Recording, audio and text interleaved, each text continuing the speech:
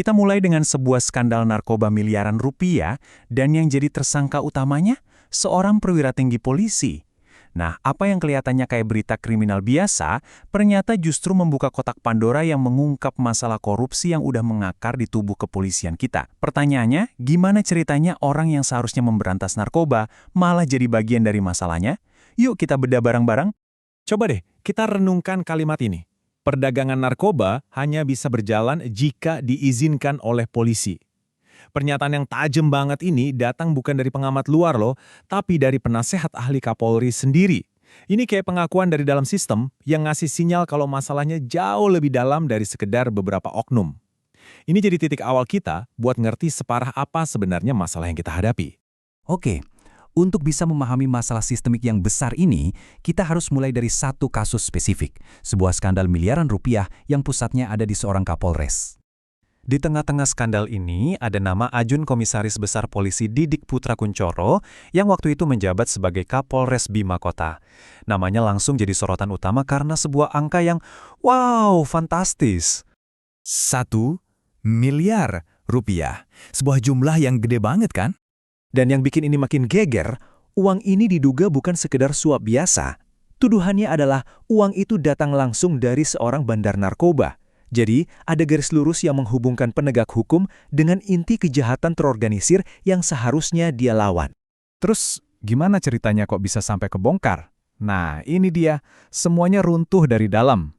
Waktu Kasat Narkoba yang notabene bawahan Kapolres Didik ditangkap, dia langsung bernyanyi. Pengakuannya berat banget.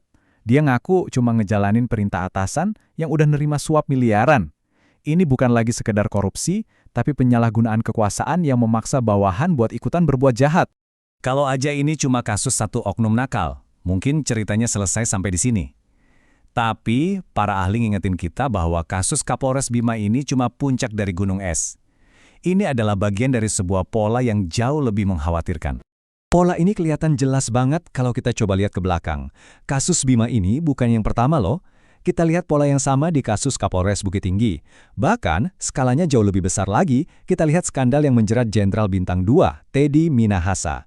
Dari level Kapolres sampai Jenderal, ini kayaknya bukan lagi serangkaian kebetulan, tapi gejala dari penyakit yang sama. Analis kepolisian Bambang Rukminto menyimpulkannya dengan gamblang banget. Kasus-kasus kayak gini terus aja terjadi karena sanksi yang ada nggak bikin jerah. Dengan kata lain, risikonya nggak sebanding sama imbalannya. Sistem hukuman yang seharusnya jadi benteng pertahanan malah kayaknya nggak berfungsi. Nah, ini yang membawa kita ke pertanyaan paling dasar. Kenapa sih ini kejadian lagi dan lagi dan lagi? Yuk, kita coba bongkar akar masalahnya. Jadi, akar masalahnya, menurut para ahli, itu ada pada apa yang disebut pos-pos basah. Jabatan di unit narkotika itu jadi rebutan. Alasannya sederhana, godaan finansial.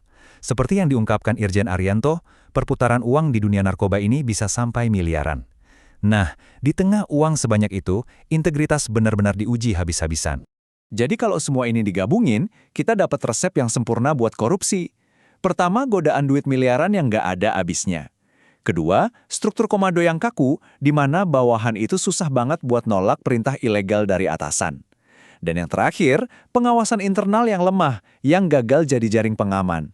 3 elemen ini menciptakan badai yang sempurna untuk penyelewengan. Oke, mendiagnosis masalah itu satu hal, tapi nemuin solusinya itu tantangan yang sebenarnya. Jadi gimana dong jalan keluar dari lingkaran setan ini? Para ahli menawarkan beberapa jalan untuk reformasi. Pada dasarnya, ada 2 aliran pemikiran yang diusulkan. Yang pertama adalah reformasi sistemik. Intinya, mesinnya yang harus diperbaiki supaya nggak gampang rusak. Yang kedua adalah pendekatan terapi kejut. Kasih hukuman seberat-beratnya buat memotong penyakit sampai ke akarnya dan menciptakan efek jerah yang masif. Bambang Rukminto lebih mendorong ke arah reformasi sistemik. Kuncinya, kata dia, adalah membangun sistem whistleblower internal yang aman.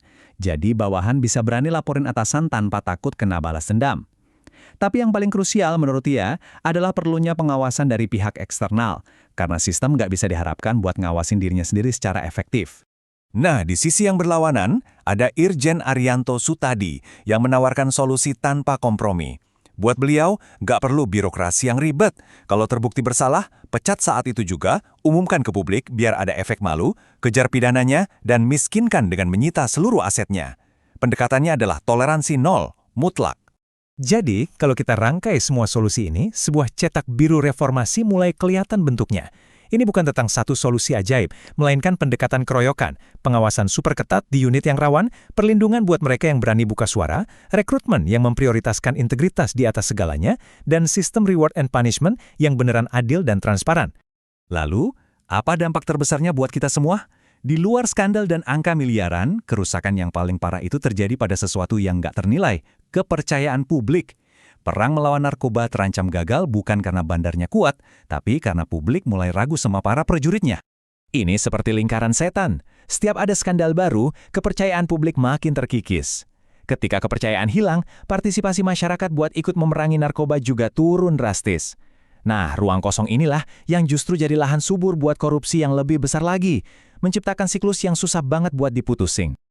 Dan disinilah letak paradoks yang tragis. Institusi yang kita andalkan sebagai perisai dalam perang melawan narkoba justru terancam hancur bukan karena serangan dari luar, melainkan oleh musuh yang tumbuh dari dalam tubuhnya sendiri. Pada akhirnya, semua ini bermuara pada satu pertanyaan fundamental yang belum terjawab. Kalau kepercayaan publik sebagai sistem pengawasan tertinggi udah rusak, lantas siapa yang akan mengawasi para pengawas? Ini bukan sekedar pertanyaan tentang reformasi, tapi tentang masa depan penegakan hukum di Indonesia.